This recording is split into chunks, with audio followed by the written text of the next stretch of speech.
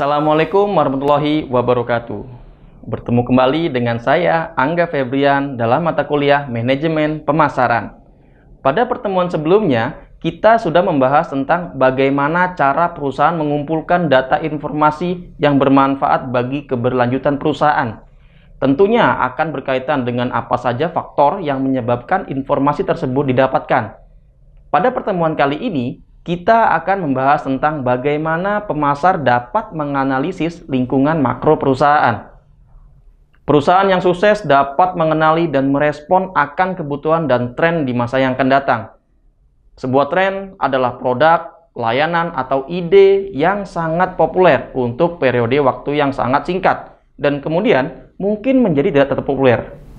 Tren adalah pola atau arah dalam cara sesuatu untuk berubah. Mungkin dapat dikatakan sebagai gerakan menuju gaya baru atau ide yang baru. Contoh, saat ini sedang digencarkannya pola hidup sehat oleh pemerintah. Maka akan ada kecenderungan masyarakat makan yang lebih sehat dengan mengkonsumsi makanan yang lebih higienis dan alami.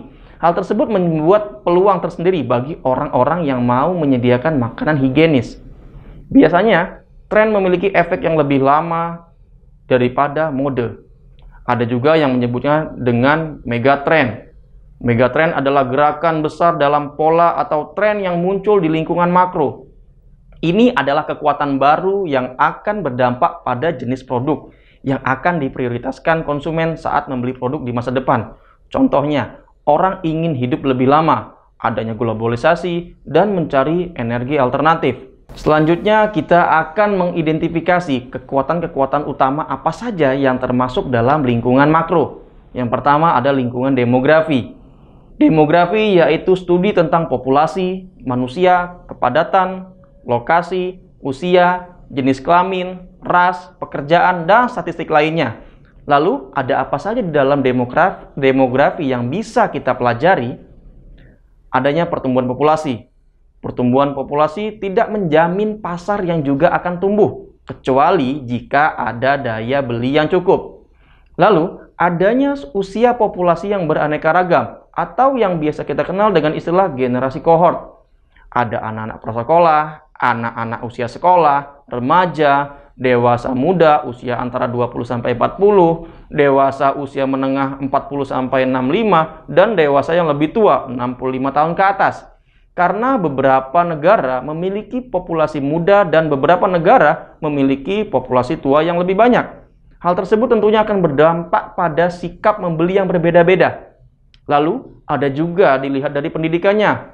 Berapa yang buta huruf, putus sekolah, sekolah menengah atas, berapa yang sarjana, dan gelar profesional. Lalu yang kedua ada lingkungan ekonomi. Daya beli yang tersedia dalam suatu perekonomian negara bergantung pada rata-rata penghasilan saat ini. Dari harga, berapa punya tabungan, berapa hutang, dan ketersediaan instansi kredit yang meminjamkan uangnya kepada masyarakat. Lalu yang ketiga tentang lingkungan sosial dan budaya. Di dalamnya terdapat sudut pandang diri sendiri seperti apa alasan orang mencari kesenangan untuk diri sendiri, sehingga ia memiliki keinginan yang kuat untuk mendapatkannya. Jika melihat dari orang lain, banyaknya pengangguran saat ini, kriminal di mana-mana, dan banyak masalah sosial membuat banyak perusahaan menyediakan tempat-tempat khusus untuk sebagai penanganan dari masalah tersebut. Bahkan saat ini orang menghabiskan waktunya untuk menonton film, game, dan tergabung dalam komunitas jaringan untuk sekedar melepaskan masalahnya. Lalu, kita bisa melihat dari sudut pandang organisasi atau masyarakat. Selanjutnya ada faktor lingkungan alam. Saat ini tren yang terjadi di lingkungan alam seperti peningkatan peraturan lingkungan, lebih banyak undang-undang yang melindungi lingkungan, dan perusahaan mulai mengakui perlunya mengintegrasikan masalah lingkungan ke dalam rencana strategis perusahaan. Seperti contoh, perusahaan Apple yang mengklaim bahwa bahan yang dibuatnya menggunakan daur ulang yang ramah lingkungan.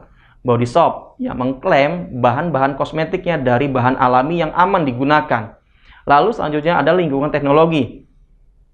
Pemasar harus memantau tren teknologi saat ini yang sedang marak digunakan. Apakah menciptakan teknologi baru atau memanfaatkan yang sudah ada untuk diadopsi ke dalam sistem bisnisnya. Lalu ada lingkungan hukum politik. Dalam hal ini, upaya yang harus dilakukan oleh pemasar adalah meningkatkan legislasi bisnis, yaitu dapat berupa perlindungan perusahaan dari persaingan tidak sehat, perlindungan konsumen untuk praktik bisnis yang tidak adil, lalu ada perlindungan masyarakat dari perilaku bisnis yang tidak etis. Selanjutnya, kita akan membahas tentang bagaimana cara meramalkan dan mengukur permintaan yang akan datang. Perusahaan harus mengukur dan memperkirakan ukuran pertumbuhan dan potensi keuntungan dari setiap peluang baru. Peramalan di sini diartikan sebagai seni mengantisipasi apa yang mungkin dilakukan pembeli di bawah serangkaian kondisi tertentu.